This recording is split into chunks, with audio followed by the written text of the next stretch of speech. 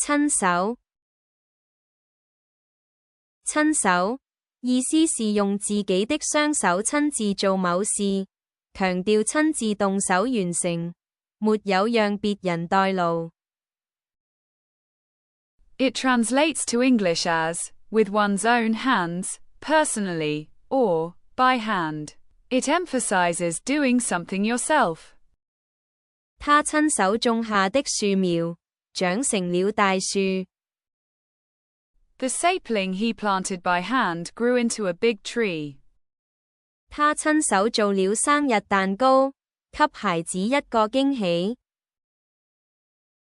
She made the birthday cake with her own hands, surprising the child.